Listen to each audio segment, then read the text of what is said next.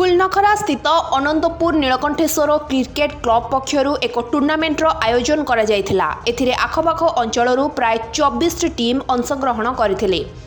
गतकाली अर्थात जनवरी 15 तारिख सोमवार दिन एही टूर्नामेंटर फाइनल मैच काचरामाळ एवं ओढालिया दुईटी टीम मध्य अनुष्ठित होइथिला। प्रथमे टॉस जीति काचरामाळ टीम 7 विकेट रे 169 रन करथिबा बेले प्रतिपक्ष ओढालिया टीम 83 रन रे ऑल आउट होइथिले। चैंपियन होइथिबा काचरामाळ टीम को मैन ऑफ द सीरीज एवं मैन ऑफ द मैच मिलिथिबा बेले प्रथम रनर्स अप टीम भावरे ओढालिया एवं द्वितीय रनर्स अप टीम भावरे बंगुआरी टीम को मिलिथिला।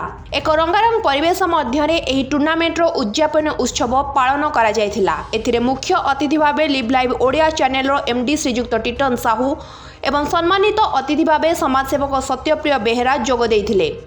जोग देइथिबा बेले अनंतपुर ग्रामर सभापति निरंजन सामल, साई प्ले स्कूल प्रतिष्ठाता जितेंद्र सासमल, सांबादिक विभूतिभूषण तराई एवं अशोक सामंतराय जोग देइथिले।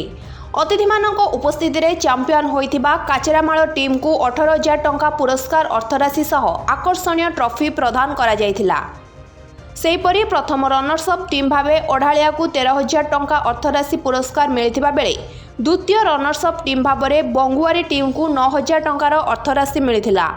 या सहित मैन ऑफ द सीरीज काचरामाळर नब्बा पाइथिबा बेले मैन ऑफ द मैच काचरामाळर पिंटू को एवं बेस्ट बॉलर भावे ओढालियार कालिया पाइथिबा बेले बेस्ट परफॉर्मेंस ओढालियार बादल को मिलिथिला। बेस्ट कमांडर भावे राजेंद्र पुरस्कार पाइथिले। एही टूर्नामेंट को परिचालना करथिले रश्मि रंजन सासमल, राजेश सासमल, सुनील दास एवं सूर्यकांत नाथ। नीलकंठेश्वर क्लब रो समस्त सदस्य एही टूर्नामेंट रे संपूर्ण सहयोग मध्य करथिले।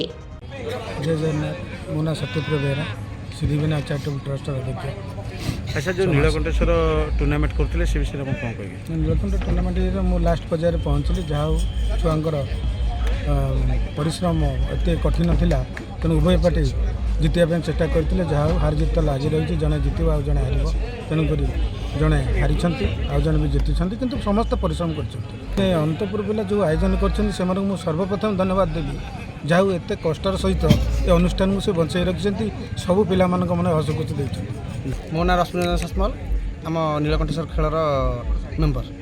जो मैच चलता केते गुड़ी दल भाग नहीं जो मैच चलता 24 दल भाग नहीं केते दिन धर चलता 2 तारिख 15 तारिख 13 दिन धरी चलता। आज फाइनल दिन था। आज केमती कौन आयोजन सब कराई? आयोजन तो आप देखुं निजे जो टाइप आयोजन था सहयोग समस्त मेम्बर मान सहयोग आज एत बड़ टूर्नामेंट सफल हो पार्टी। केते वर्ष धरी है?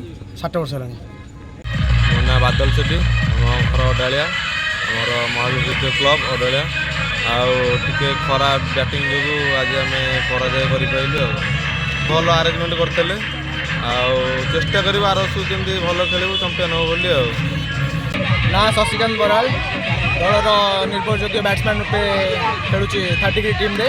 तो 30 टीम परिचालक मिस्टर अजय कुमार जेना, ओनर सहित आमर कैप्टेन मिस्टर रजत कुमार दास। आज जो विजय हासिल कलु अपरपक्ष टीम निजर निश्चित भाव में गोटे निर्भरयोग्य टीम थिला बा उच्चकोटीर टीम थिला ओडालिया टीम। तो निश्चित रूप से जो हर आमको निश्चित रूप बहुत मात्रा खुशी लगी। प्रमुख भूमिका तो अत्रुटी कहले हेनी मिस्टर पिंटू जे कि निर्भरयोग्य बैट्समैन बा अति पूरा स्टाइलिश बैट्समैन कहले अत्रुटी हेनी किंतु तत्सहित सर्वप्रथम fast down batsman mister Rajat Kumar Das मिकिया बहुत आकर्षणीय स्टार्ट देते तापर मिडिल ऑर्डर बहुत भल खेली सहित पिंटूंकर जो अकस्मात 52 रन बा 55 रन कर बहुत भल। कटक सदर विभूतिभूषण तराई रिपोर्ट लिव लाइव ओडिया।